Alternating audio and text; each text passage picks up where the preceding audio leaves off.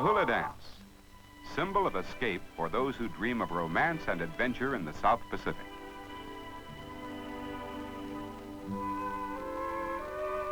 Tahiti, one of the few spots in this troubled world where it's still fun to be alive, and where having fun is a full-time occupation.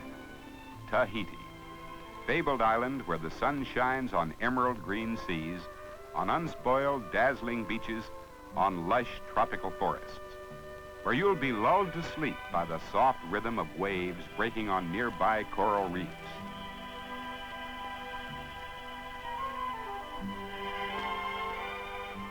Where you can have a lagoon for a private bathtub, where unexpected guests are welcome.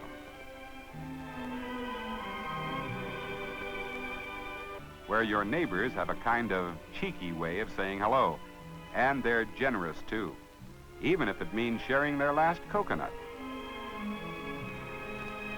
Wahine means girl. Their charm, gentleness, and beauty have been immortalized by Paul Gauguin, the famous artist who found the island a refuge from modern civilization. Still standing today as a reminder of their ancient Polynesian gods and idol worship is the marae of Rahu Rahu, sacrificial altar and religious grounds, where high priests held important religious ceremonies and where human sacrifices were made to placate the gods of war and peace. These practices became a thing of the past when a Catholic mission from Peru arrived in 1773. The first Methodist missionaries came from England 25 years later. Things haven't changed much since the English navigator Captain Wallis first saw these shores from the ship Dolphin nearly 200 years ago. An unfamiliar figure enters upon the scene. In fact, a whole flock of them. The sightseers have arrived, and the click of the camera has become almost as powerful as the beat of native drums.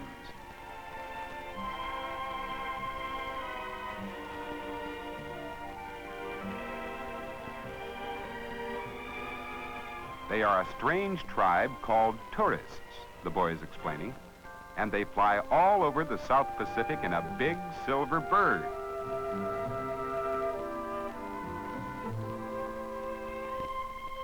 And they'll pay real money for such useless things as grass skirts.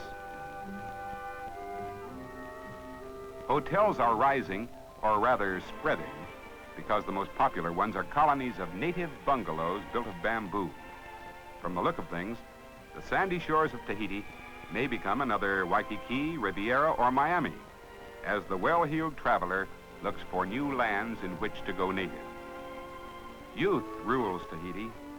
More than half of its population of 40,000 is under 20 years old, and a mixture of many strains: Polynesian, Chinese, Spanish, English, and French. In 1880, Tahitian King Pamare V ceded his tiny country to France. In 1946, Tahitians became French citizens.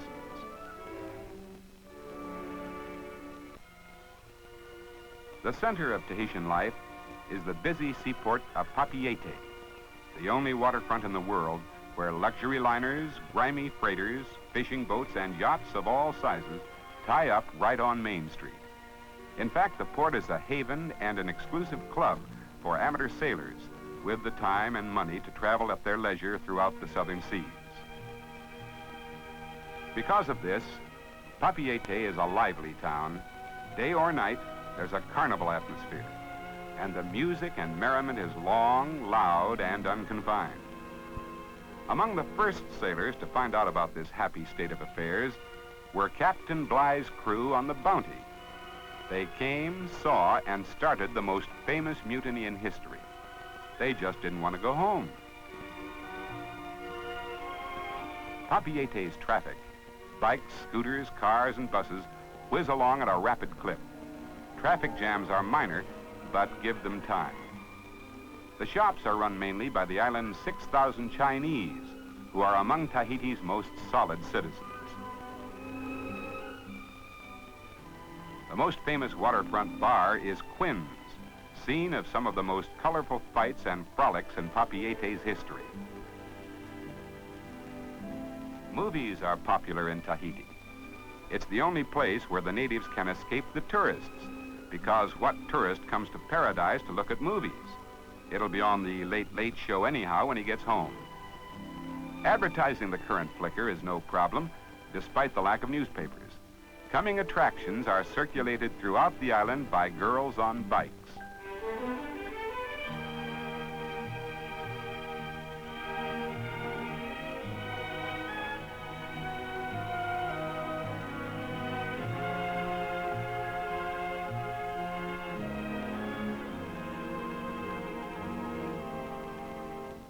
And if they stop for a swim in a lagoon, or a 10-course feast called a tamara, or an all-night hula dance, it doesn't really matter, because Tahitians will go to the movies no matter what's playing.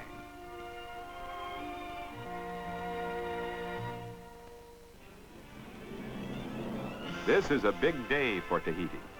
The land of eternal spring is about to join the rest of the world. A 12,000-foot airstrip built to accommodate jet planes has just been completed. Until now, the only way to reach this fabled island was by ship or flying boat. Now the jet age has come to Tahiti, and almost the entire population is on hand for the airport's opening. And of course, no big event can be celebrated properly without the inevitable hula.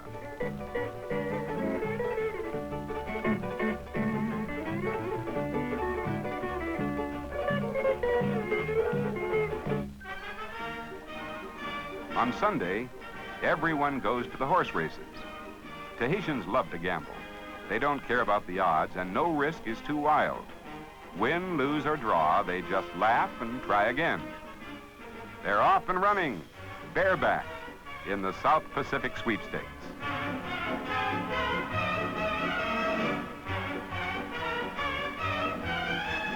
The also-ran has no saddle, no rider, and no payoff.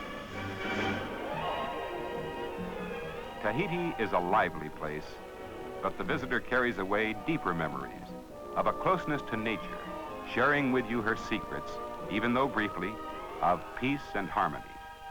If you return, her attractions will be as great, for as the French in Tahiti say, the more Tahiti changes, the more she is the same.